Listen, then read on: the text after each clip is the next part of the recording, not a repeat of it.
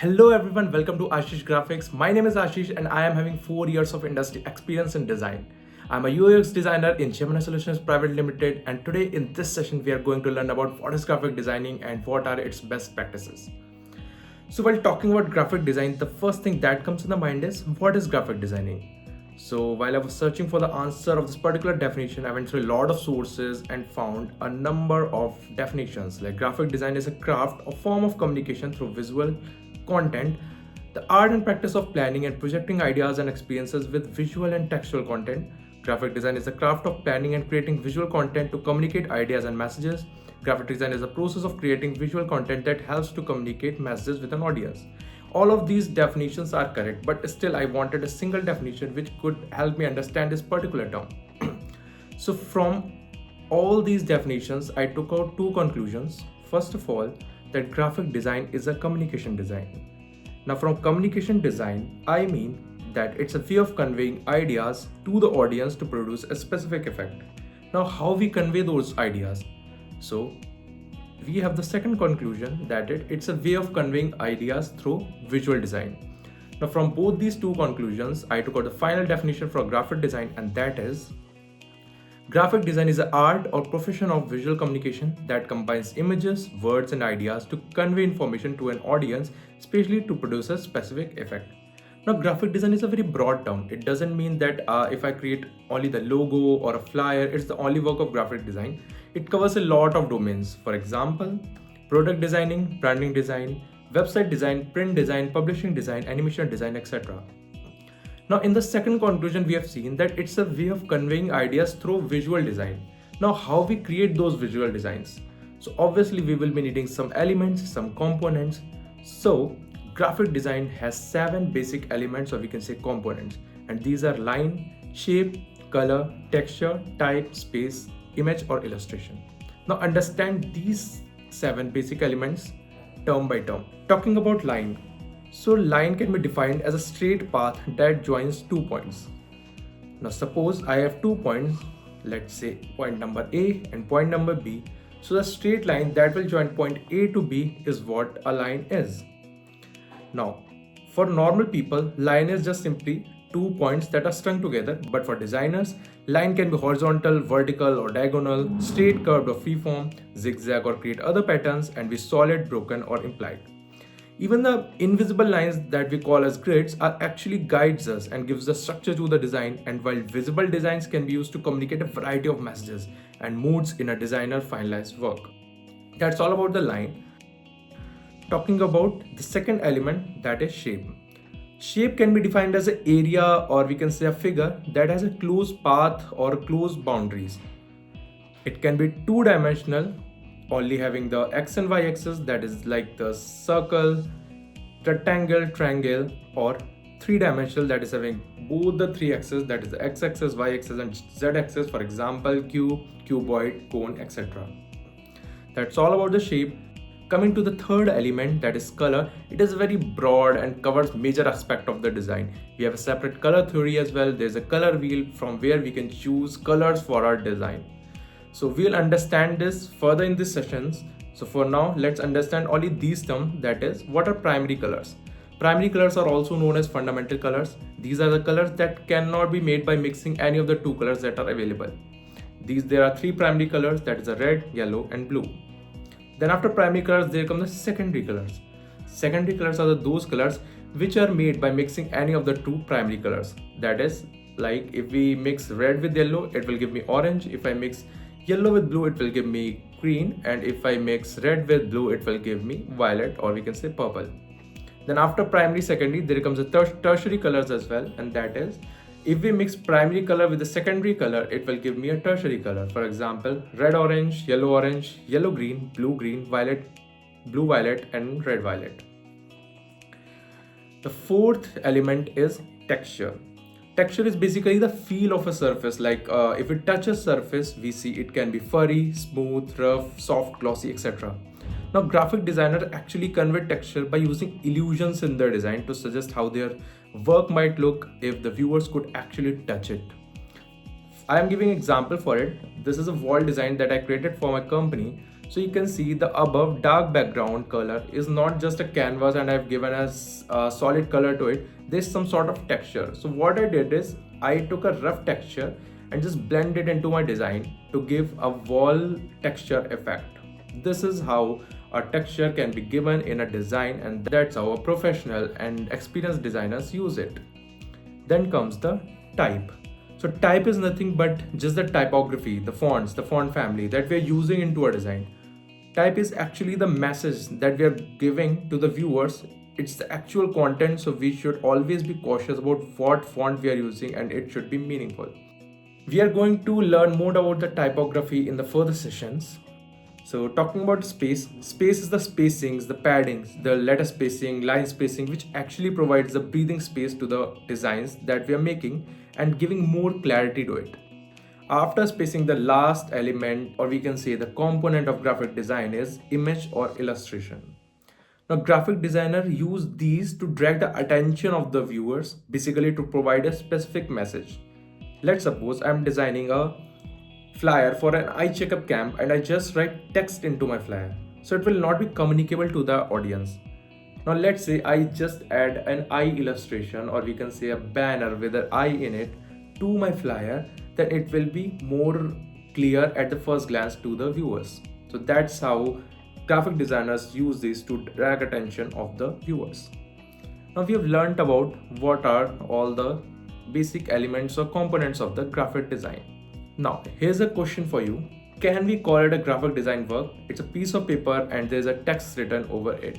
Now you can send your answer in the comment section. I'll just reveal the answer. So the answer is that it cannot be called a graphic design work. So a piece of paper can be called a graphic design work, such as a poster or a brochure, but this particular thing is not a graphic design work actually in its own. Graphic design can be defined as a work which involves a creation and combination of visual elements such as typography, images, colors to communicate a specific message. This cannot be called a graphic design work.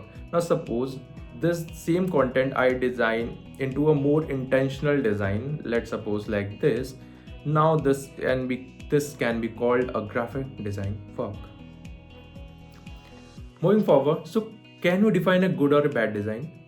From good or bad design, it doesn't mean I want to know the definition of a good or a bad design. We can simply say that a design which is more appealing to us is a good design, and that is not visually appealing to us is a bad design. Here I want to mean is, if some design is given to me, will I be able to tell what is good in it and what is bad in it? So it depends on how much design knowledge I am having. Let's understand this with the help of an example. Like what's good in the below images. All of these images are actually looking very beautiful. They are the cover pages of an annual report. Now what actually good in it, let's understand them one by one. Coming to the first one. So the first one gives me a dominant feel or theme. We can see that for the typography is written in bold and capital, and the squares are actually giving some sort of motion, which is making this cover unique. Coming to the second cover page, it is more organized. Like we can see there are a handful of elements placed in the cover page, but the way they've organized it is actually making the whole cover beautiful. Coming to the third one, so third one giving me an obvious portal or target. We can see there are connecting lines and there is some sort of circles over it, which is pointing towards the top, and on the top they have written the text, which is the title of the cover page. So it is giving me an obvious portal or target that I should look here. And the last one is confident. We can see that only a text and a logo is written over it, but the way the graphic designer has put the whole text and logo on the whole paper is what is showing the confidence of the graphic designer here. Moving forward, we have learned about what is graphic designing, what are its components. Let's understand the best design practices. So the first best design practice is you can't create in a vacuum. It simply means that if I'm a designer and I don't look for inspiration from other designers' work, then I'll not be able to make good design. It simply means that if I'm a writer and I don't read two books, then I'm not able to write good content. Similarly, if I'm a musician and I don't listen to music, then I'm not a good musician. In the same way, designers should always look for inspiration from other designers' work to keep them updated and to make better designs. Now there is a question like, what's the issue with this below image? You can drop your answers in the comment section. I'll just reveal the answer. Suppose I draw some horizontal and vertical lines over this page. So we can see that nothing in this page is aligned properly. W is going somewhere else, C is somewhere else, B is somewhere else, images somewhere else, logo somewhere else, and many more. Now the horizontal and the vertical lines that help me to understand the issue in the given image is what grids are. So our next best design practice is a good design should always start with a grid, because grid provides a structure to the design. So a good designer should always start making the design by using grids. Now there's a question too that is related to the grids, and that is always keep in mind audience perception. Now what does it mean? Let's understand with the help of an example. Suppose there are two lines, line number A and B, and there are some sort of shapes attached over it. Now at the first glance, if I ask which line is longer in length than the other, so everyone will say that line number A is longer in length than the line number B. But in actual, the length of both the lines are same. So this is the optical illusion, which says that everything to do with perception and not reality. Now suppose there's a piece of paper and I want to give a title to it. So the first thing that comes into my mind is title should always be placed in the center of the page. So I'll just draw a line in the center of the page so that the whole page is divided into two small rectangular parts, and I'll just place my title in the center of the line and just remove the line. So this is what center of the page is, and title is written in the center. But is it a correct placement of a title on a book, or we can see a piece of paper? Answer is no.